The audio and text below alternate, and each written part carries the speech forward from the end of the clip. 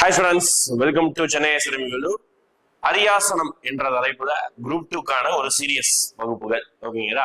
டெய்லியும் நம்ம ஒவ்வொரு வகுப்பு ஒவ்வொரு யூனிட்ல இருந்து நம்ம பாக்குறோம் ஓகேங்களா. அந்த வரிசையில ஆல்ரெடி நேற்று இந்த சீரியஸ் ஸ்டார்ட் ஆகி நேற்று ஒரு லெசன் பார்த்துருப்பீங்க. யூனிட் நம்பர் 6ல பழையகால கிளர்ச்சி டாபிக் பார்த்துருப்பீங்க. இன்னைக்கு நம்ம யூனிட் நம்பர் 5 ஓகேங்களா. யூனிட் நம்பர் 5ல பாத்தீங்கன்னா தமிழ்நாடு அட்மினிஸ்ட்ரேஷன் 2 டாபிக் இருக்குது. தமிழ்நாடு எக்கனாமி இருக்குது, தமிழ்நாடு அட்மினிஸ்ட்ரேஷன் இருக்குது. நம்ம அட்மினிஸ்ட்ரேஷன் டாபிக் தான் அதிகமா கேள்வி வருது ஓகேங்களா. குரூப் 4 பார்த்திருப்போம். சிலபஸ் இந்த தடவை குரூப் 4 விட சிலபஸ் வேற. திருப்பியும் சொல்ற பாருங்க, நிறைய பேர் குரூப் 4க்கு என்ன படிச்சீங்களோ அதே சிலபஸ் குரூப் 2க்கும் யூனிட் 5க்கு படிக்காதீங்க ஓகேங்களா. சிலபஸ் யூனிட் 5க்கு கொஞ்சம் நிறைய, குரூப் 1 சிலபஸ் தான் இதுக்கு வச்சிருக்காங்க சரிங்களா. அதனால கொஞ்சம் நிறைய தகவல்களை நம்ம தெரிஞ்சுக்கணும். அந்த வரிசையில இன்னைக்கு நம்ம யூனிட் 5ல இந்த ரிசர்வேஷன் டாபிக், HDI, அப்புறம் பாத்தீங்கன்னா டெவலப்மெண்ட், இந்த டாபிக் பத்தி இன்னைக்கு நம்ம பார்க்க போறோம். 20 கொஸ்டின் பார்க்க போறோம். 20 கொஸ்டின் நிறைய விஷயம் டீட்டெயிலா பார்க்க போறோம். குரூப் 2 அப்படிங்கிறதுனால நல்ல டிகிரி ஸ்டாண்டர்ட்ல படிச்சுக்கணும் சரிங்களா. சும்மா மேம்போக்க புக்கில் இருக்க டாபிக் மட்டும் படிக்காதீங்க. இதுக்கப்புறம் தான் நல்லா இறங்கி ஆழமான விஷயங்களை ரொம்ப ஸ்டேட்மெண்டா இருக்கக்கூடிய கொஸ்டின் எப்படி ஆன்சர் பண்ணணுன்றதையும் நம்ம தெரிஞ்சு ஆன்சர் பண்ணணும் சரிங்களா. ரைட்டா, முதல் கொஸ்டின் போயிடலாமா? ஃபர்ஸ்ட் கொஸ்டின் பாருங்க, எஸ்டிஜி கோல்ஸ் மேட்ச் பண்ண சொல்லியிருக்காங்க. ஆக்சுவலா இது ப்ரீவியஸ் இயர் கொஸ்டின் கிடையாது, ஆனா இதே மாதிரி ஒரு ப்ரீவியஸ் இயர் கொஸ்டின் கேட்டிருக்காங்க ஓகேங்களா. ஒவ்வொரு கோல்ஸ் வச்சு மேட்ச் பண்ண சொல்லியிருக்காங்க ஓகேங்களா. இப்போ நம்ம கேள்வி எல்லாமே குரூப் 2 தரத்துல அச்சஸ்ல குரூப் 2 தரத்துல எடுத்திருப்போம் சரிங்களா. சும்மா நார்மலா சும்மா அப்படியே சொல்லிட்டு போற மாதிரிலாம் கிடையாது. ரொம்ப குவாலிட்டியா கொஸ்டின்ஸ் இருக்கும். இந்த சீரியஸ் மட்டும் நீங்க ஃபாலோ பண்ணினாலே ஒவ்வொரு சப்ஜெக்ட் அப்படியே முடிச்சு வச்சிடலாம் ஓகேங்களா. அதுக்கப்புறம் நீங்க அந்த சப்ஜெக்ட் பார்க்க வேண்டிய தேவை கிடையாது. அந்த அளவுக்கு ரொம்ப குவாலிட்டியா இருக்கும் ஓகே. ஃபர்ஸ்ட் பாருங்க, சஸ்டைனபிள் டெவலப் மேல ஹெட்டிங் கொடுத்துட்டாங்க. எஸ்டிஜி கோல்ஸ் அதை பத்தி தான் சொல்றாங்க. எஸ்டிஜி கோல்ஸ்ல கோல் 9, 11, 12, 13 இதெல்லாம் எதுக்காக அப்படின்னு சொல்லிட்டு மேட்ச் பண்ணணும் ஓகே. ஃபர்ஸ்ட் நம்ம பேசிக்கா சஸ்டைனபிள் டெவலப்மெண்ட் கோலை பத்தி சொல்லிடலாமா. சஸ்டைனபிள் டெவலப்மெண்ட் கோலுங்கிறது பாத்தீங்கன்னா 2015ல ஸ்டார்ட் பண்ணாங்க. மொத்தம் பாத்தீங்கன்னா இதுல 17 கோல்ஸ் இருக்கு ஓகேங்களா. 17 இலக்குகள் இருக்குது. மொத்தம் 17 இலக்குகள் இருக்குது. இது என்னைக்கு இந்த இலக்குகளை தான் நம்ம அச்சீவ் பண்ணணும். எப்போ அச்சீவ் பண்ணணும் டார்கெட் வச்சிருக்கோம் அப்படின்னு பாத்தீங்கன்னா 2013ல அச்சீவ் பண்ணணும் அப்படின்னு சொல்லிட்டு டார்கெட் வச்சிருக்கோம். அப்ப இன்னொரு ஒரு 4 வருஷம் 3 வருஷம் தான் இருக்கு. அதுக்குள்ள இருக்கக்கூடிய 17 கோல்ஸையும் நம்ம அச்சீவ் பண்ணணும்னு சொல்றாங்க. உதாரணத்துக்கு goal number 1 no poverty, goal number 2 0 hunger, இப்படிதான் சொல்லுவாங்க ஓகேங்களா. இந்த மாதிரி 17ஐயும் ஜஸ்ட் 17 ஃபுல்லாத்தையும் மனப்பாடம் பண்ணலாம் கூட பரவாயில்ல. அட்லீஸ்ட் ஒரு 10-12 மனப்பாடம் பண்ணி வச்சுக்கோ ஓகேங்களா. ஒரு சில ஷார்ட்கட் மூலமா நம்ம பார்க்கலாம் ஓகேங்களா. இது நோ பாவர்ட்டி, ரெண்டாவது 0 ஹங்கர் வச்சுக்கோங்க. அதான் 2 கோல் ரொம்ப முக்கியம். ப்ரீவியஸ் நிறைய கேள்வி கேட்டிருக்காங்க ஓகேங்களா. இப்போ சஸ்டைனபிள் டெவலப்மெண்ட் கோல் பத்தி பார்த்தா இப்போ இதை பத்தி பார்க்கலாம் ஓகேங்களா. அப்ப இலக்கு 9 எதுக்காக அப்படின்னா சிம்பிளா ஞாபகம் வச்சுக்கோங்களேன். இலக்கு 9 மணி நேரம் ஞாபகம் வச்சுக்கோங்க ஓகேங்களா. 9 மணி நேரம். அப்போ தொழிற்சாலையில ஃபேக்டரியில வேலை பார்க்கறவங்க எல்லாம் 9 மணி நேரம் வேலை பார்ப்பாங்க. 8 மணி நேரம் வேலை, 1 hour பிரேக். அப்போ 9 மணி நேரம் வேலை பார்ப்பாங்க, ஃபேக்டரியில வேலை பார்ப்பாங்க. அப்போ சஸ்டைனபிள் டெவலப்மெண்ட் கோல் 9 அப்படின்னு வந்தா தொழில்துறை வளர்ச்சி, தொழிற்சாலைகள் ஞாபகம் வச்சுக்கோங்க 4. அடுத்து இலக்கு நம்பர் 11 ஓகேங்களா. 11 அப்படியே ஸ்ட்ரைட்டா நிக்குது, நிறைய நிக்குது. அப்ப நிலையான நகரமயமாக்கல் சொல்றாங்க ஓகேங்களா. நிலையான நகரமயமாக்கல். ஏன்னா நமக்கு எப்படியா இருந்தாலும் அந்த கோலோடைய ஃபுல் வார்த்தை கொடுப்பாங்க. அதுலயும் நான் கீவேர்டு தான் ஷார்ட்கட் ஆகும் சொல்றேன் ஓகேங்களா. அடுத்து 12, ஒரு நாளைக்கு 12 மணி நேரம் நீ வேலை பார்த்தனா 12 மணி நேரம் எதுக்காவது ஒரு விஷயத்துக்காக நீ செலவு பண்ணனா அந்த விஷயத்துல நீ எஃபிஷியண்டா மாறலாம் ஓகேங்களா. அப்போ திறமையா மாறலாம். அப்போ 12னா திறமையான வள பயன்பாடு மற்றும் பொறுப்பான நுகர்வு ஓகேங்களா 3. அடுத்து 13க்கு கிளைமேட், காலநிலையை பத்தி பேசுது ஓகே. காலநிலை மீள்தன்மை மற்றும் கார்பன் தடத்தை குறைத்தல் ஓகேங்களா 13 ஓகேங்களா. அப்போ 4231 ஆப்ஷன் ஏ முடிஞ்சு போச்சா. ஆல்ரெடி 2 கோல் சொல்லிட்டேன், இங்க ஒரு 4 கோல் பார்த்துட்டோம். அப்போ இந்த ஒரு கொஸ்டின் மட்டும் 6 கோல்ஸ் பார்த்துட்டோம் ஓகேங்களா. இதே மாதிரி மீதி இருக்கக்கூடிய கோல்ஸையும் அப்பப்போ நீங்க ஒரே நாள்ல 17 கோல்ஸையும் நம்ம படிக்கணும்னு ஜஸ்ட் படிக்கிற முடியும். அந்த டைம்ல தான் ஞாபகம் இருக்கணும். டெய்லியும் பாருங்க ஓகேங்களா. ஒரு 2-3 நாள் தொடர்ந்து டெய்லியும் பாருங்க. அடுத்து ஒரு வாரம் 2 வாரம் கழிச்சு பாருங்க. டெஸ்ட் போட்டு பார்க்கும்போது கண்டிப்பா இந்த கோல்ஸ் மைண்ட்ல இருக்கும். அதுக்கு முன்னாடி பேசிக்கானது 15ல ஸ்டார்ட் பண்ணிருப்பாங்க. 30 டார்கெட், மொத்தம் 17 கோல் இருக்கு. அதையும் நீங்க ஞாபகம் வச்சுக்கணும் ஓகே. ஃபர்ஸ்ட் கொஸ்டின் முடிஞ்ச 2வது கொஸ்டின் போயிடலாமா. அடுத்து 2வது கொஸ்டின் பாருங்க, தமிழ்நாடு பேக்வர்ட் கிளாஸ் கமிஷனை பத்தி ஓகேங்களா. Tamil Nadu backward class commission, Tamil Nadu பிற்படுத்தப்பட்டோர் ஆணையம் பத்தி. இப்போ 2 விதமா கவனிச்சுக்கணும். ஆக்சுவலா ஸ்டேட் கவர்மெண்ட்லயும் பிற்படுத்தப்பட்ட ஒரு ஆணையம் இருக்கும், சென்ட்ரல் கவர்மெண்ட்லயும் பிற்படுத்தப்பட்ட ஒரு ஆணையம் இருக்கும். எதுக்கு சார் பிற்படுத்தப்பட்டவருக்கு ஆணையம் அப்படின்னா, நம்ம இந்தியாவிலையும் சரி தமிழ்நாட்டிலையும் சரி அடிநிலைமையில இருக்கவர்கள் தாழ்த்தப்பட்டவர்கள் ஓகேங்களா. அதுக்கு அடுத்த ரேஞ்சில் இருக்கிறது பிற்படுத்தப்பட்டவர்கள். ஓகேடா, அதுக்கு அடுத்த ரேஞ்சில் இருக்கிறவங்க தான் உயர்தட்ட வகுப்பினர் அப்படின்னு சொல்றாங்க. அப்போ உயர்தட்ட வகுப்பினர் உயர் வகுப்பினர்களுக்கு எதுவும் கிடையாது. ஓகேடா, அவங்களுக்கு ஒரு கமிஷனோ அவங்களுக்கு ஒரு பாடியே கிடையாது. ஏன்னா ஆல்ரெடி அவங்க உயர்தட்டு மக்கள் பேர்ல இருக்குது. அவங்க ஆல்ரெடி வளர்ந்துட்டாங்க. எல்லாருமே படிச்சிருப்பாங்க, எல்லாருக்குமே வீடு இருக்கும், எல்லாருமே ஓரளவுக்குமான வசதி இருக்கும். அதுக்குன்னு சார் அவங்களையும் பாவர்ட்டி இருக்காங்கதான். ஓகேடா, சமுதாயம் அப்படி அமைஞ்சிருக்கு. அடுத்த ஸ்டேஜ்ல பிசி பேக்வர்ட் பின்தங்கிய பிற்படுத்தப்பட்ட மக்கள். அதுக்கடுத்து இதுதான் எஸ்சி எஸ்டி வகுப்பினர் இருக்காங்க. ஓகேடா, அப்போ இந்த பிற்படுத்தப்பட்ட வகுப்பினருக்குன்னு ஏதாவது ஒண்ணு வழங்கணும் அப்படிங்கிறதுக்காக ஆக்சுவலா அதை ஒரு ஓட் பேங்கிங்காவும் பண்ணிக்கிட்டாங்க. அப்படி பார்க்கும்போது மொத்தம் 4 ஆணையம் இருக்கு படிக்கணும். சரிங்களா, சென்ட்ரல் கவர்மெண்ட் 2 ஆணையம். ஓகே, தெளிவா சொல்ற நோட் பண்ணி வச்சுக்கோங்க. சென்ட்ரல் கவர்மெண்ட்ல ஆணையம், திருப்பி சொல்ற மத்திய அரசாங்கத்தோடைய ஆணையம் காக்கா கலேகர் 1953 நியமனம் பண்ணுவாங்க. ஓகே, இயரும் பேரும் முக்கியம். சென்ட்ரல் கவர்மெண்டுடைய பிற்படுத்தப்பட்ட ஒரு ஆணையம் ஃபர்ஸ்ட் பேக்வர்ட் கிளாஸ் கமிஷன் காக்கா கலேகர் 1953. அடுத்து செகண்ட் பேக்வர்ட் கிளாஸ் கமிஷன் எங்க அப்படின்னு பாத்தீங்கன்னா சென்ட்ரல் கவர்மெண்ட்ல மண்டல் கமிஷன். இது ரொம்ப ஃபேமஸ் ஆனது, பாலிட்டியில படிச்சிருப்பீங்க. மண்டல் கமிஷன், மண்டல குழு அப்படின்னு சொல்லுவாங்க. 1979 second backward commission Mandal commission. ஓகேடா, இப்போ சென்ட்ரல் கவர்மெண்ட் முடிஞ்சது, அடுத்து ஸ்டேட் கவர்மெண்ட் வந்திருக்கு. ஸ்டேட் கவர்மெண்ட்ல கமிஷன் கருணாநிதி டைம்ல போட்டிருப்பாங்க. 1969 சட்டநாதன் ஆணையம். ஓகேடா, 1969 சட்டநாதன் ஆணையம். ஓகேடா, அடுத்து 2வது கமிஷன் எம்ஜிஆர் டைம்ல போட்டிருப்பாங்க. ஒன்னு கருணாநிதி போட்டிருப்பாரு, இன்னொன்னு எம்ஜிஆர் போட்டிருப்பாரு. ஓகேடா, அப்ப எம்ஜிஆர் டைம்ல 2வது கமிஷன் வந்தது அம்பா சங்கர். ஓகேடா, பேரை பாத்துக்கோங்க, பேர் ரொம்ப முக்கியம். அம்பா சங்கர் 2வது கமிஷன். ஓகேடா, இப்படி பார்க்கும்போது பிற்படுத்தப்பட்ட ஆணையம். இன்னொரு டீட்டெயில், பிற்படுத்தப்பட்ட ஒரு ஆணையத்துக்கு ஆர்டிகல் கேட்கலாம். ஆர்டிகல் 340. ஓகேங்களா, ஆர்டிகல் 340 ரொம்ப முக்கியம். டிஎன்பிசியோடைய போன வருஷம் ப்ரீவியஸ் இயர் கொஸ்டின். ஓகேங்களா, ஆர்டிகல் 340. அடுத்து பாருங்க, முதல் தமிழ்நாடு பிற்படுத்தப்பட்ட ஒரு ஆணையம் கிருமி லேயர் என்ற மதத்தை அறிமுகப்படுத்தி பரிந்துரைத்தது அப்படின்னு சொல்றாங்க. 100% கரெக்ட். ஓகேங்களா, முதல் பிற்படுத்தப்பட்ட ஒரு ஆணையம்னா நம்ம சட்டநாதன் குழு. ஓகே, 69 கலைஞர் போட்ட சட்டநாதன் குழு. அவங்க தான் இந்த கிருமி லேயர் கான்செப்டை வந்து நம்ம பயன்படுத்தலாம் அப்படின்னு சொல்லிட்டு ரெக்கமெண்ட் பண்ணது. First statement correct. ஓகேங்களா, 2வது ஸ்டேட்மெண்ட் இதன் விளைவாக 1971 மொத்த இடஒதுக்கீடு 50 தாண்டியது அப்படின்னு சொல்றாங்க. கிடையாது. ஏன்னா பிற்படுத்தப்பட்ட ஆணையம் பெரிய அளவுக்கு இடஒதுக்கீடு உயர்த்தல. 50 கிடையாது, 49% தான் வச்சிருக்கே செஞ்சாங்க, தாண்டலாம் கிடையாது. ஓகேங்களா, அப்ப 2வது ஸ்டேட்மெண்ட் தப்பு. அடுத்து 3வது ஸ்டேட்மெண்ட் பாருங்க, மனிதவள மேம்பாட்டு குறியீடு ஆயுட்காலம், கல்வி, சுகாதாரம் மற்றும் தனிநபர் மொத்த தேசிய வருமானம் ஆகியவற்றை அடிப்படையில் கணக்கிடப்படுகிறது அப்படின்னு சொல்றாங்க. ஆக்சுவலா இதுல 4 இண்டிகேட்டர் கொடுத்திருக்காங்க பாருங்க. ஆயுட்காலம் கொடுத்திருக்காங்க, கல்வி கொடுத்திருக்காங்க, சுகாதாரம் கொடுத்திருக்காங்க, தனிநபர் வருமானம் கிடையாது. ஆக்சுவலா HDIக்கு மொத்தம் 3 இண்டிகேட்டர் தான். ஒன்னு சுகாதாரம் சொல்லணும், இல்லைன்னா ஆயுட்காலம் சொல்லணும். ஓகேடா, அதனால நம்ம என்ன எடுத்துக்கலாம், லைஃப் எக்ஸ்பெக்டன்சி ரேட் எடுத்துக்கலாம், ஹெல்த்தை விட்டுறலாம். ஓகேடா, அப்ப இந்த ஸ்டேட்மெண்ட் வந்து கொடுத்திருக்க அடிப்படையில தவறு. ஓகேடா, நமக்கு தவறான ஸ்டேட்மெண்ட் கேட்கிறாங்க. தவறான ஸ்டேட்மெண்ட் 1வது ஸ்டேட்மெண்ட் இயர் தப்பா இருக்கு. 3வது ஸ்டேட்மெண்ட்ல 4 இண்டிகேட்டர் கொடுத்தாங்க, 3 இண்டிகேட்டர் தான்.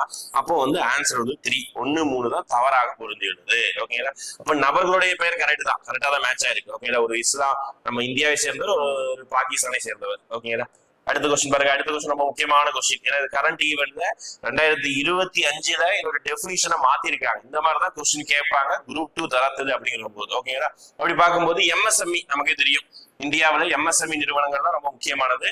அதுல வந்து MSME நிறுவனத்துல எதெல்லாம் வந்து தவறாக பொருந்தியுள்ளது அப்படின்னு கேட்கிறாங்க. ஓகேங்களா, ஆமா, சரியாக பொருந்தவில்லை, இன்கரெக்ட் அப்படின்னு கேட்கிறாங்க. ஓகேங்களா, அப்ப இன்கரெக்ட் அப்படின்னு சொல்லும் போது எதெல்லாம் தப்பாதான் பொருந்தி இருக்குங்கிறது நம்ம பார்க்கணும். ஓகேங்களா, ஃபர்ஸ்ட் ஸ்டேட்மெண்ட் பாருங்களேன்.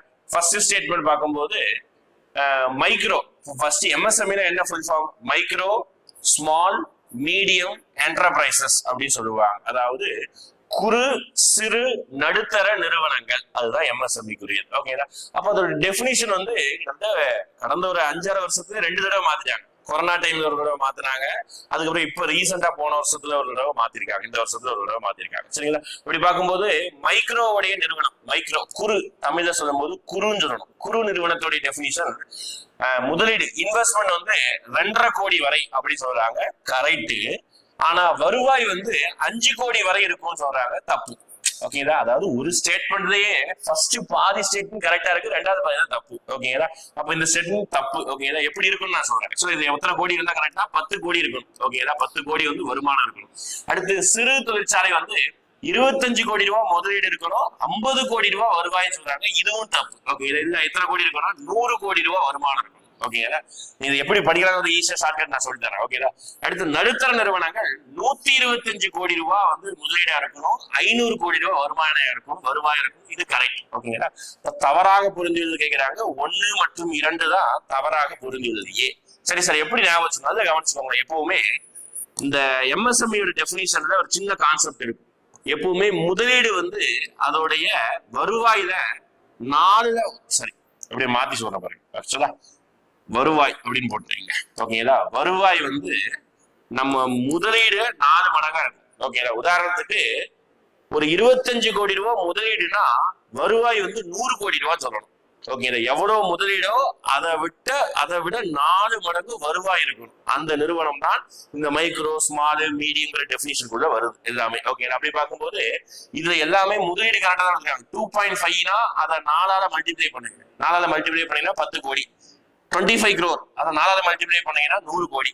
125 கோடி அதை 4ஆல மல்டிப்ளை பண்ணீங்கன்னா 500 கோடி. இதுதான் ஆன்சர். புரியுதுங்களா. அப்போ இப்படிதான் வந்து மல்டிப்ளை பண்ணணும். 4ங்கிற நம்பரை நான் வச்சுக்கணும். 4 மடங்கு அதிகமாகுது அப்படிங்கிற 4 மடங்கு இல்லைன்னா 4 டைம்ஸ் அதிகமாகுதுங்கிற மாதிரி ஞாபகம் வச்சுக்கோம். ஓகேங்களா. ரைட். இதுல வந்து இதை நம்ம ஞாபகம் வச்சுதான் 2.5 25 125 எல்லாமே இந்த 25 வரும் முதலீடு சொல்லும் போது. ஓகேங்களா. தெளிவா பாத்துக்கோங்க. ஸ்கிரீன்ஷாட் எடுத்து வச்சுக்கோங்க. ரொம்ப முக்கியம். அடுத்து போலாமா. அடுத்து ஒரு நிறுவனத்தை பத்தி. தமிழ்நாட்டுல தொழில்துறை சம்பந்தமான நிறுவனம் நிறைய இருக்கும். அந்த நிறுவனம் கூற்று காரணம் கொஸ்டின். தமிழ்நாடு சிறு தொழில் கழகம் லிமிடெட் 1965ஆம் ஆண்டு உருவாக்கப்பட்டது. நிறுவனத்துக்கு பேர் என்ன சொல்லுவாங்கன்னா டான்சி நிறுவனம் அப்படின்னு சொல்லுவாங்க. ரொம்ப ஃபேமஸ் ஆனது. தமிழ்நாட்டுல ஒரு முன்னாள் முதலமைச்சர் வந்து ஊழல் வழக்குல மாட்டிக்கிட்ட ஒரு நிறுவனம்னா இது ஒண்ணு. டான்சி நிறுவனம் 1965 உருவாக்கப்பட்டது. இது முன்பு தொழில்கள் மற்றும் வணிகத்துறையால் நிர்வகிக்கப்பட்ட சிறு அளவிலான அலகுகளை கையகப்படுத்தியது அப்படின்னு சொல்றாங்க. கரெக்ட் தான் முதல் ஸ்டேட்மெண்ட். அடுத்து 2ஆம் ஸ்டேட்மெண்ட், டான்சி என்பது சிறு நிறுவனங்களுக்காக செயல்படும் முதல் தொழில்துறை நிறுவனமாகும். கரெக்ட் தான். ஓகேங்களா.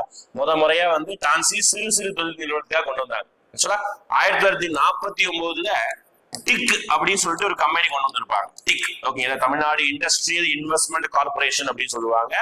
அது வந்து பெரிய தொழிற்சாலைக்கு தான், சிறிய தொழிற்சாலை கிடையாது. ஓகேங்களா. டான்சி தான் ஃபர்ஸ்ட் தொழிற்சாலை. ஓகேங்களா.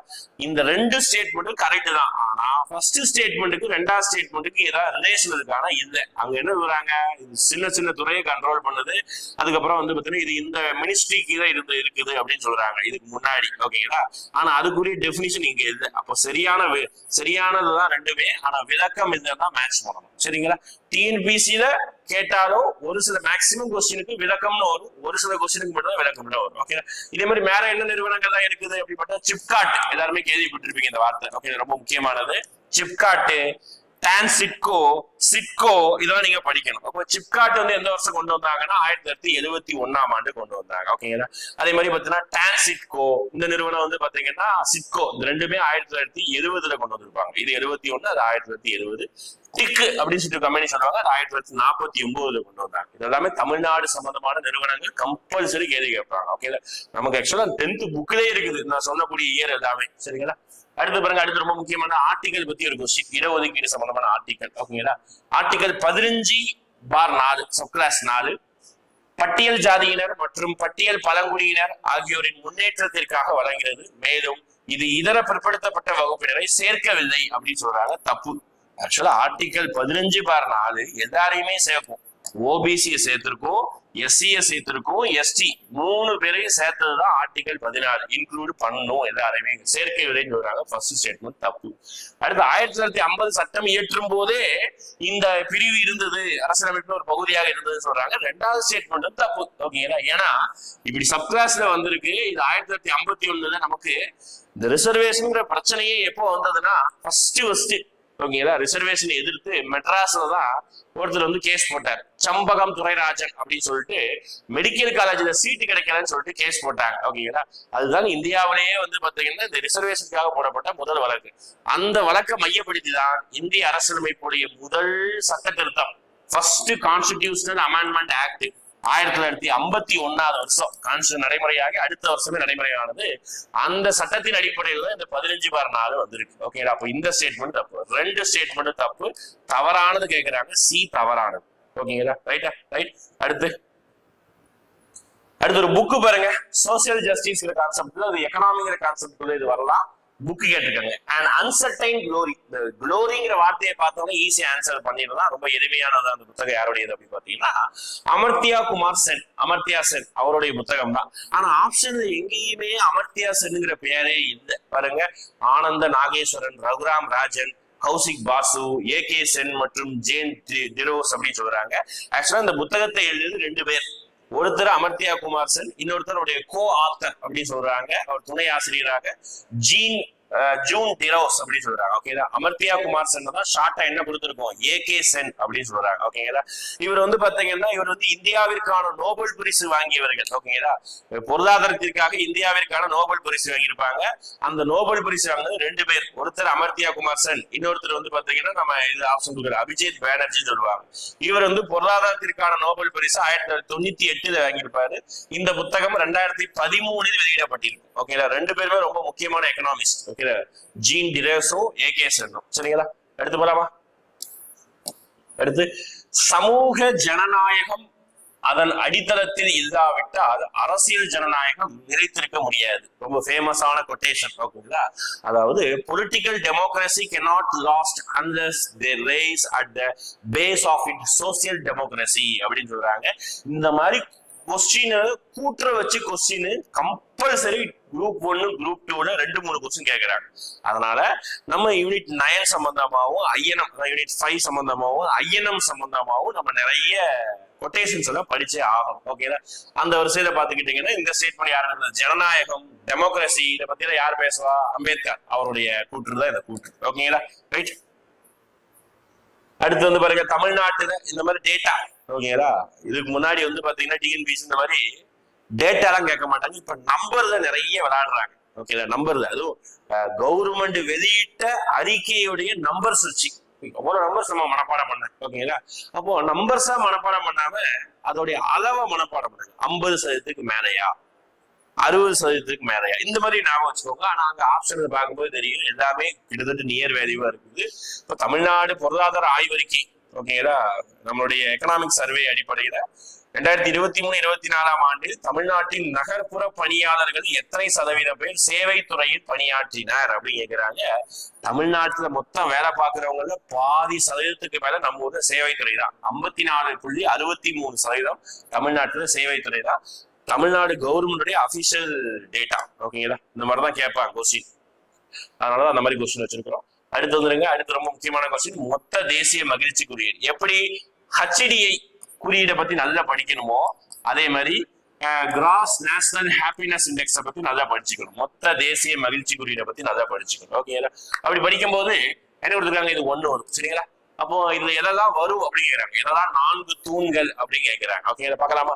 நிலையான சமூக சமமான பொருளாதார வளர்ச்சி அப்படின்னு சொல்றாங்க. எஸ், கரெக்ட் தான். இந்த நிலையான சமமான வந்தாலே ஹாப்பினஸ்ல வரப்போகுது. அடுத்து ஹாப்பினஸ், மகிழ்ச்சியா இருக்கணும்னா சுற்றுச்சூழல் பாதுகாப்பா இருக்கணும். அப்போ சுற்றுச்சூழலும் வரப்போகுது. ஓகேங்களா.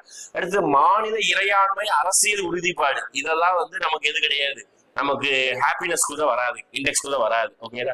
கலாச்சார சந்தோஷம், கலாச்சாரம் நல்லா இருந்தாலும் நமக்கு சந்தோஷமும் இருக்கும். கலாச்சாரத்தையும் பாதுகாக்கணும், மேம்படுத்தணும். கரெக்ட் தான். நல்லாட்சி இருக்கணுமா, ஆமா, நல்ல ஆட்சி இருந்தாலும் சந்தோஷமா இருக்க முடியும். நல்ல ஆட்சி இருக்கணும். மகிழ்ச்சி பாடத்திட்டம் சிலபஸ்ல வந்து மகிழ்ச்சிங்கிற பாடத்திட்டத்தை வச்சு சந்தோஷமா இருந்துருவோமா, அப்படிலாம் கிடையாது. ஓகேங்களா. தப்பு. அப்போ எதாவது கரெக்ட், 1வது 2வது 4வது 5வது. ஓகேங்களா. அப்போ ஆப்ஷன் வந்து 1 2 4 5 டி. ஓகேங்களா. பாருங்க, அப்ப GNHI வரும். ஓகே, இண்டெக்ஸ் தேசிய நிலையான தேசிய சரி மொத்த தேசிய மகிழ்ச்சி குறியீடுல வந்து இந்த இண்டிகேட்டர்ஸ் இருக்குது. பார்த்து வச்சுக்கோங்க. இதெல்லாம் கேட்பாங்க. இதெல்லாம் ஸ்கூல் புக்கில் தான் இருக்குது. ஆனா நம்ம படிக்காம தவற விட்டுருப்போம். ஓகேங்களா. அதுவும் கேள்வி கேட்கும் போது கன்ஃபியூஸ் ஆகும். அடுத்து பாருங்க, திருப்பி தமிழ்நாடு எக்கனாமிக் சர்வேல கரெக்டானது மேட்ச் பண்ணணும். ஓகேங்களா. அதாவது மேட்ச் இது எதெல்லாம் கரெக்டா இருக்குன்னு சொல்லணும். ஓகே, ஆக்சுவலா இது எல்லாமே கரெக்ட் தான். சர்வீஸ் செக்டார்ல வந்து 53.63%, செகண்டரி செக்டார்ல 33%, பிரைமரி செக்டார்ல 13%. பாருங்க, இந்தியாவுடைய ஆவரேஜை விட நம்ம பாத்தீங்கன்னா அதிகமா இருக்கும். இதுல செகண்டரி செக்டார்ல அதிகமா இருக்கும். சர்வீஸ் செக்டார்ல இந்தியா கொஞ்சம் அதிகம் தான். பிரைமரி செக்டார்ல கம்மி தான். அது இப்போ டெவலப்பிங் ஸ்டேட்ல வந்து சர்வீஸ் நம்ம பிரைமரி செக்டார் வந்து கம்மியா இருந்து சகஜம் தான். எல்லாமே சரியா தான் இருக்குது. மேற்கண்ட அனைத்தும் ஆல் தி அபோவ். அடுத்து 2023-24 மனித மேம்பாட்டு அறிக்கை தலைப்பு என்ன? ஓகேங்களா, ரொம்ப முக்கியமானது. எப்பவுமே இந்த ஹியூமன் டெவலப்மெண்ட் ரிப்போர்ட் அப்படின்னு ஒண்ணு சொல்லுவாங்க, மனித மேம்பாட்டு அறிக்கை அப்படின்னு சொல்லுவாங்க.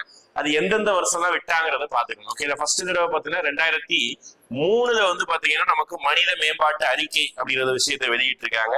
அடுத்து வந்து பாத்தீங்கன்னா ரெண்டாவதாக 2017 மனித மேம்பாட்டு அறிக்கை விட்டுருக்காங்க. இது ஐ திங்க் 3வது நினைக்கிறேன். இந்த வெளியீடுல அதோட தலைப்பு மட்டும் கொடுத்திருக்காங்க. 2023-24 மனித மேம்பாட்டு அறிக்கையுடைய தலைப்பு கேட்கிறாங்க, தடைகளை தகர்த்தல். Okay, breaking the grids of, தடைகளை தகர்த்தல், துருவப்படுத்தப்பட்ட உலகின் ஒத்துழைப்பு மற்றும் மறுபரிசீலனை செய்தல். ஓகேங்களா, பி ஆன்சர் வந்து. ஓகேங்களா, தலைப்பு தான் கேட்கிறாங்க, பி. ஓகேங்களா, அடுத்து வந்துருங்க.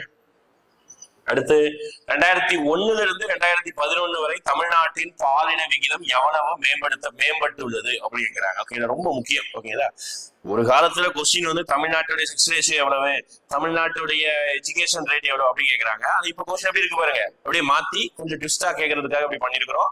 2001 தமிழ்நாட்டுடைய ரேஷியோ என்ன, 2011 தமிழ்நாட்டுடைய செக்ஸ் ரேஷியோ என்ன அப்படி கேட்கறாங்க. ஓகே, அப்ப நமக்கு 2011 நமக்கு தெரியும் 996, அதுல இருந்து 9 மைனஸ் பண்றோம், 957. ஓகேங்களா, இதுதான் வந்து பாத்தீங்கன்னா சரி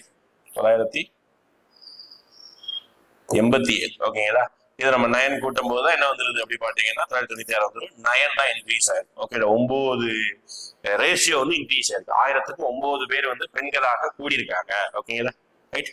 அடுத்து வந்து பாத்தீங்கன்னா தமிழ்நாட்டில் 2003ஆம் ஆண்டு தமிழ்நாட்டின் முதல் மனிதவள மேம்பாடு, நான் சொன்னல மனித மேம்பாட்டு அறிக்கை, ஹியூமன் டெவலப்மெண்ட் ரிப்போர்ட் ஃபர்ஸ்ட் 2003 தான் வெளியிட்டாங்க. ஓகேங்களா, அதை வெளியிட்டது யாரு அப்படின்னு கேட்கிறாங்க. எப்பவுமே ஞாபகம் வச்சுக்கோங்க, ஹியூமன் டெவலப்மெண்ட் ரிப்போர்ட்டை வெளியிடுறது எப்பவுமே பாத்தீங்கன்னா மாறாது, மாநில திட்டக்குழு தான் வெளியிடும். ஓகே, இதுல பாருங்க ஈஸி எலிமினேட் பண்ற உள்துறை அமைச்சகம் தான், சம்பந்தமே கிடையாது. மனித மேம்பான்மை துறைன்னு ஒரு அமைச்சகம் இருக்கா, நம்மகிட்ட கிடையாது. ஓகே, தமிழ்நாடு நலன் மற்றும் வளர்ச்சி வாரியம் மேபி டவுட்டா இருக்கலாம், ஆனா கண்டிப்பா யாரு வெளியிடுவா அப்படின்னா மாநில திட்டக்குழு தான் வெளியிடும். அதுதான் அதோட மெயின் வேலையே, அதுதான். தமிழ்நாட்டுடைய வளர்ச்சி என்ன, தமிழ்நாட்டுடைய டேட்டா என்னங்கிற இருக்கிறது எல்லாமே அதோடைய வேலையா தான் இருக்கும். ஓகேடா, அப்போ ஆப்ஷன் ஏ. இப்ப ரீசெண்டா வெளியிடக்கூடிய நிறுவனம் ரிப்போர்ட்டும் அவங்க தான் ரிலீஸ் பண்றாங்க. ஓகேடா, அடுத்து 2022ஆம் ஆண்டு தான் முதலில் தமிழ்நாடு சுற்றுலா கொள்கை. எப்படி பாருங்க, எவ்வளவு பாலிசி வெளியிட்டு இருக்காங்க பாருங்க. தமிழ்நாட்டுல டெக்ஸ்டைல் பாலிசி, தமிழ்நாட்டுல கவர்னன்ஸ் பாலிசி, தமிழ்நாட்டுல வந்து பாத்தீங்கன்னா எக்ஸ்போர்ட் பாலிசி, ஏகப்பட்ட பாலிசி வந்துருக்கு. ஓகேங்களா, அக்ரிகல்ச்சர் பாலிசி, எக்கனாமிக் சர்வே இப்ப ஃபர்ஸ்ட் டைமா எடுத்திருக்காங்க. அப்ப நிறைய பாலிசி. ஓகேங்களா, நிறைய என்ன சொல்றது பாலிசினா கொள்கைகள் இருக்குது. இந்த இடத்துல நமக்கு வந்து சுற்றுலாக்காக கொள்கை ஃபர்ஸ்ட் டைம் அறிமுகப்படுத்தாங்க. 2022 சொல்றாங்க, தப்பு. 2023 தான் முதன்முறையாக சுற்றுலாவுக்காக அறிமுகப்படுத்தியிருக்காங்க கொள்கை. ஓகேங்களா, அடுத்து 2வது ஸ்டேட்மெண்ட் உலக பொருளாதார மன்றத்தால் வெளியிடப்பட்ட வேர்ல்ட் எக்கனாமிக் ஃபோரம் அவங்க தான் ரிலீஸ் பண்றாங்க. என்னது வெளியிடப்பட்ட சமீபத்திய 2024 அறிக்கையில் பயணம் மற்றும் சுற்றுலா மேம்பாட்டு குறியீடு ஒரு இண்டெக்ஸ். ஓகேங்களா, அதுல இந்தியா மொத்தம் இருக்கக்கூடிய 119 நாடுகள்ல இந்தியா வந்து பாத்தீங்கன்னா ரேங்கை கொடுக்குறது இங்கிலீஷ்ல இருந்தது. ரேங்க் வந்து 39வது ரேங்க் வந்து எடுத்திருக்காங்க. ஓகேங்களா, 39th ரேங்க் சொல்றாங்க. கரெக்ட் தான் இது ஆக்சுவலா. ஓகேங்களா, அப்ப சரியான கொடுத்துருக்காங்க. 2வது ஸ்டேட்மெண்ட் தான் சரி. ஓகேங்களா, முதல் ஸ்டேட்மெண்ட் தப்பு. நோட் பண்ணி வச்சுக்கோங்க, முதல் ஸ்டேட்மெண்ட் தான் ரொம்ப முக்கியம். தமிழ்நாடுல டூரிசம் பாலிசி ஓகேங்களா எப்ப கொண்டு வந்தா 2023 கொண்டு வந்திருக்காங்க. ஓகேங்களா, அடுத்து ரொம்ப முக்கியமானது தமிழ்நாட்டுடைய அமைச்சகம், தமிழ்நாடு சம்பந்தமான இயர். ஓகே, ரொம்ப ஈஸியான இயரை நீங்க ஃபர்ஸ்ட் மேட்ச் பண்ணுங்க. கே பிளான் எல்லாருக்குமே தெரிஞ்சது. கே திட்டம் எந்த ஆண்டு? காமராஜர் வந்து காங்கிரஸ் டெவலப் பண்றதுக்காக தன்னுடைய பதவியை வந்து ராஜினாமா பண்ணாரு. 1963. அடுத்து காமராஜருக்கு பாரத ரத்னா விருது வழங்கப்பட்டது வந்து பாத்தீங்கன்னா 1976 4வது. ஓகே, இந்த ரெண்டை வச்சு மேட்ச் பண்ணுங்க, ஆன்சர் வந்துடும். ஓகேங்களா, பிக்கு 1, சிக்கு வந்து டிக்கு வந்து 4. பிக்கு 1, சிக்கு 4. எஸ், இது ஒண்ணுதான் இருக்கு. ஆன்சர் ஏ முடிஞ்சு போச்சு. இருந்தாலும் மீதியையும் நம்ம படிக்கிற எளிமையானதுதான். நெய்வேலி பதுப்பு நிலக்கரி வந்து பாத்தீங்கன்னா 1956 61 கொண்டு வந்திருக்காங்க. ஆவடி காமராஜர் டைம்ல கொண்டு வரப்பட்டது. ஓகேங்களா, ரைட். அடுத்த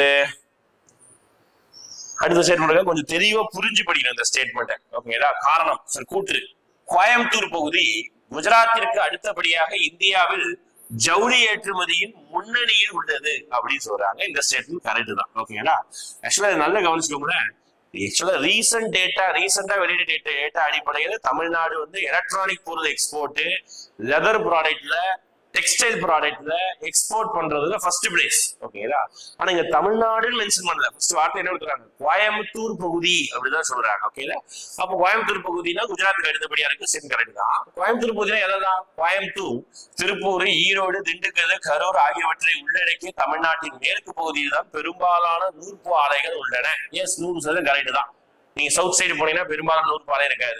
தமிழ்நாட்டுடைய சென்ட்ரல் பகுதி தஞ்சாவூர் இந்த சைடு தான் இருக்காது. தமிழ்நாட்டுடைய நார்த் பகுதி நம்ம ஊர் தான், வேலூர், அப்புறம் வந்து பாத்தீங்கன்னா காஞ்சிபுரம், சென்னை, இங்கெல்லாம் நூற்பு இருக்காது. எல்லாமே வெஸ்ட் சைடு தான், மேற்கு பகுதியில் தான் அதிகமா இருக்கு. இந்த ஸ்டேட்மெண்ட் கரெக்ட் தான், இந்த ஸ்டேட்மெண்ட்டும் கரெக்ட் தான். ஆனா இதுக்கும் விளக்கம் சரியா இருக்கானா? கிடையாது. ஓகேங்களா? விளக்கம் கரெக்டா இருக்கு. விளக்கம் கரெக்டா இருந்தாதான் விளக்கம் போடுறது, இது விளக்கம் அல்ல. ஓகேங்களா? அடுத்து 18வது கொஸ்டின். தமிழ்நாடு செய்தித்தாள் மற்றும் காகித நிறுவனம் தொடர்பான கூற்றுகளை கவனிக்கணும். ஓகே, டிஎன்பிஎல் அவங்க நிறுவனம் இருக்குல்ல, அதை வச்சு ஒரு ஸ்டேட்மெண்ட் கொடுத்துருக்காங்க. ஓகேங்களா? அப்ப டிஎன்பிஎல் தான் Tamil Nadu Paper Limited, Tamil Nadu Premier லீக்னு நினைச்சக்கூடாது. சரிங்களா? இப்ப டிஎன்பிஎல் என்பது கரூரில் உள்ள காகிதபுரத்தை தலைமையாக கொண்டு தமிழ்நாடு அரசு நிறுவனம் ஆகும் அப்படின்னு சொல்றாங்க. ஃபேக்டரி அங்க இருக்குது, ஆனா இது தலைமையகம் கிடையாது, ஹெட் குவார்டர்ஸ் கிடையாது. ஓகேங்களா? தப்பு. ஹெட் குவார்டர்ஸ் வந்து எங்க இருக்குன்னா சென்னையில இருக்கு. ஓகேங்களா? முதல் ஸ்டேட்மெண்ட் பார்ஷியலி ராங். ஓகேங்களா? அடுத்து வந்து பாத்தீங்கன்னா ரெண்டாவது ஸ்டேட்மெண்ட், இது எப்போது நிறுவப்பட்டது? 1979ஆம் ஆண்டு நிறுவப்பட்டது அப்படின்னு சொல்றாங்க. S, correct. 1979ஆம் ஆண்டு நிறுவப்பட்டது. அடுத்து டிஎன்பிஎல் உலகின் மிகப்பெரிய கரும்பு சக்கை அடிப்படையிலான காகித ஆலை மற்றும் ஆசியாவின் மிகப்பெரிய சுற்றுச்சூழல் உகந்த ஆலை. நம்ம புக்கிலே இருக்கு, 10th புக்கிலே 100% கரெக்ட். புக்ல இயர் இருக்காது நினைக்கிறேன், இயர் கொஞ்சம் எக்ஸ்ட்ரா படிச்சுக்கோங்க. 3வது ஸ்டேட்மெண்ட் புக்ல இருக்கு. அப்போ 2, 3 தான் சரி. ஆனா நமக்கு தவறானதுதான் கேட்கிறாங்கப்பா. தெளிவா ஸ்டேட்மெண்ட் கொஸ்டின் தான் தெளிவா வாசிக்கணும். நிறைய பேர் வந்து குரூப் 4 எழுதிட்டு வந்து, சார் நான் ஸ்டேட்மெண்ட் சரியானது பாக்கல, தவறானது கொடுத்துருக்காங்க, நான் சரியானதை மார்க் பண்ணிட்டேன். இது தப்பு நிறைய வரும். ஏன்னா நம்ம ஆர்வ மிகுதியில வேகமா கொஸ்டின் வாசிப்போம். நமக்கு எப்பவுமே கொஸ்டின் வாசிக்கும் பொழுது சரியானதுதாங்கிற மைண்ட் செட்லயே கொஸ்டின் அட்டன் பண்ணுவோம். தப்பு அங்கதான் வருது. ஓகேங்களா? ரைட், தவறானதை கேட்கிறாங்க. அடுத்த கொஸ்டின் பாருங்க. உலக காற்றாலை ஆற்றல் தினம் ஜூன் 15 அன்று அனுசரிக்கப்படுது. கரெக்ட். ஓகேங்களா? விண்ட் எனர்ஜி டே கொண்டாடுறாங்க. அடுத்து காற்றாலை மின்சாரத்தின் மொத்த நிறுவப்பட்ட திறனில் தமிழ்நாடு 2வது இடத்துல இருக்கு. எஸ், 100% கரெக்ட் தான். ஓகேங்களா? அதாவது டோட்டல் கெப்பாசிட்டி, இன்ஸ்டால்டு கெப்பாசிட்டி அப்படின்னு சொல்லுவாங்க. அது 2வது இடத்துல தான் தமிழ்நாடு இருக்கு. முதல் இடத்துல ஐ திங்க் குஜராத்ல இருக்குன்னு நினைக்கிறேன். ஓகேங்களா? 2 ஸ்டேட்மெண்ட் சரிதான். தவறானதுதான் இங்கேயும் கேட்கிறாங்க. அப்ப இவற்றில் எதுவுமே இதை தவறு. ஓகேங்களா? ஏன்னா 2மே சரியில்லை. ஓகேங்களா? அடுத்த கொஸ்டின் பாருங்க. 20வது கொஸ்டின் ரொம்ப எளிமையான கொஸ்டின், ஈஸியா ஞாபகம் வச்சுக்கலாம். பின்வரும் மாவட்டங்களை அவற்றின் மனித மேம்பாட்டு குறியீடு HDI அடிப்படையில் இறங்கு வரிசைப்படுத்துக. இந்த இறங்கு வரிசை ஏறு வரிசையை தெளிவா தெரிஞ்சுக்கணும். நீங்க பாட்டுக்கு எல்லாமே ஒரே ஆர்டர்ல எழுதக்கூடாது. குரூப் 4 ஒரு கொஸ்டின் வந்தது, ஏறு வரிசைப்படுத்துக அப்படின்னா. ஏறு வரிசைனா சின்னதுல இருந்து பெருசு, இறங்கு வரிசைனா பெரிய நம்பர்ல இருந்து பெரிய நம்பர். இந்த இடத்துல பார்க்கும்போது நல்ல டெவலப்டு வளர்ந்த மாநிலத்திலிருந்து, வளர்ந்த மாவட்டத்திலிருந்து வளர்ச்சி குன்றிய மாவட்டத்தை அரேஞ்ச் பண்ணணும். ஓகேங்களா? இப்போ HDI வந்து உலக அளவில் பார்க்கணும், இந்தியாவில வந்து மாநிலங்களுக்கு இடையே பார்க்கணும். இந்தியாவில மாநிலங்களுக்கு இடையே பார்க்கும்போது எப்பவுமே கேரளா ஃபர்ஸ்ட். ஓகேங்களா? அப்புறம் தமிழ்நாடு பார்க்கும்போது தமிழ்நாட்டுக்குள்ள 38 மாவட்டத்துக்குள்ளேயும் பார்க்கணும். ஓகேங்களா? எது ஃபர்ஸ்ட் வரும்னு சொல்லிட்டு. ஓகேங்களா? அப்படி மாவட்டத்துக்குள்ள பார்க்கும்போது கன்னியாகுமரி தான் எப்பவும் ஃபர்ஸ்ட், அது ஊருக்கே தெரிஞ்சது. ஆனா இங்க ஆப்ஷன்ல எங்கேயுமே ஆர்டர்ல கன்னியாகுமரி இல்லை. அதனால நமக்கு கொஞ்சம் சிக்கல் தான். ஓகேங்களா? அப்ப எப்படி சார் அரேஞ்ச் பண்ணலாம் அப்படின்னா, எப்பவும் ஞாபகம் வச்சுக்கோங்க, எப்பவுமே இந்த HDI குறியீடுகள்ல தென் மாவட்டங்கள் நல்ல பெர்ஃபார்ம் பண்ணும். ஓகேங்களா? HDI குறியீட்டுல தென் மாவட்டங்கள் நல்ல பெர்ஃபார்ம் பண்ணுது. அதனால தென் மாவட்டங்கள் நல்ல ரேங்க் எடுத்துரும். அப்ப இங்க இருந்து பார்க்கும்போது தென் மாவட்டம் என்ன வருது எப்படி பார்த்தீங்கன்னா, சென்னை வட மாவட்டம், காஞ்சிபுரம் வட மாவட்டம். ஓகேங்களா? இப்படி தூத்துக்குடி, விருதுநகர், அதான் மாத்தி போட்டிருக்காங்க. அப்படி பார்க்கும்போது விருதுநகர் அடுத்துதான் தூத்துக்குடி. ஓகேங்களா? இங்க ஆப்ஷன் வந்து தூத்துக்குடி ஃபர்ஸ்ட் வச்சிருக்கோம், அது பார்க்க கூடாது. விருதுநகர் தான் ஃபர்ஸ்ட் HDIல, அடுத்து தூத்துக்குடி. ஃபர்ஸ்ட்னா 38 மாநிலத்துல ஃபர்ஸ்ட் கிடையாது, கொடுத்திருக்க 4 ஆப்ஷன் அது ஃபர்ஸ்ட். ஓகேங்களா? விருதுநகர், அடுத்த ரேஞ்சில தூத்துக்குடி, அடுத்த ரேஞ்சில் சென்னை, அதுக்கு அடுத்த ரேஞ்ச் தான் காஞ்சிபுரம் இருக்காங்க. ஓகேங்களா? ஆப்ஷன் ஏ வரிசைப்படுத்துக. இதே இது ஏறு வரிசைப்படுத்துக்கன்னா சின்னதுல இருந்து பெருசு வரும். காஞ்சிபுரம், சென்னை, தூத்துக்குடி, விடுதலை மாத்தி போறோம். சரிங்களா? எனக்கு இறங்கு வரிசை தான் கேட்டிருக்காங்க. ஓகேங்களா? முடிஞ்சதா? ரைட். அப்போ அது டீட்டெயில்டா இந்த ஒரு டாபிக் வந்து நம்ம ஒரு 20 கொஸ்டின்ஸ்ல முடிச்சிருக்கோம். இதே மாதிரி அடுத்தடுத்த டாபிக் பார்க்கலாம். லாஸ்ட் ஒரு 5 கேள்வி கேட்டு அதுக்கு 5 கேள்விக்கு ஆன்சர் பண்ணிட்டு கமாண்டர் ஆன்சர் பண்ணிட்டு கிளம்பிடும். ஓகேங்களா? முதல் கேள்வி, HDI யார் அறிமுகப்படுத்துறா, எந்த வருஷம் அறிமுகப்படுத்துறாங்க? எளிமையான கேள்விதான், ஆன்சர் பண்ணிருக்கேன். 2வது கேள்வி, சஸ்டைனபிள் டெவலப்மெண்ட் கோல்ல 11வது கோல் என்ன? கமெண்ட் பண்ணுங்க. நம்ம கொஸ்டின் சொல்லியிருக்கோம் 11, 11 என்ன கோல் அப்படின்றத கமெண்ட் பண்ணுங்க. அடுத்து 3வது கொஸ்டின், தமிழ்நாட்டுடைய பிற்படுத்தப்பட்டோர் ஆணையம் ரெண்டாவது ஆணையம் ஓகேங்களா யார் தலைமையில அமைக்கப்பட்டது எந்த ஆண்டுங்கிறத கமெண்ட் பண்ணுங்க. அடுத்து 4வது கொஸ்டின் NLC நெய்வேலி லிக்னைட் நிறுவனம் எந்த ஆண்டு உருவாக்கப்பட்டது? 4வது கொஸ்டின் கமெண்ட் பண்ணுங்க. 5வது கொஸ்டின்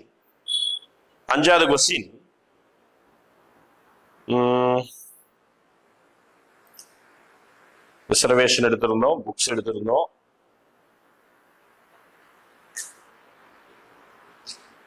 தமிழ்நாட்டுல TNPL அதோடைய ஹெட் குவார்ட்டர்ஸ் எங்க இருக்குன்னு சொன்னேன், அதை கமெண்ட் பண்ணுங்க. ஓகேங்களா? தேங்க்யூ.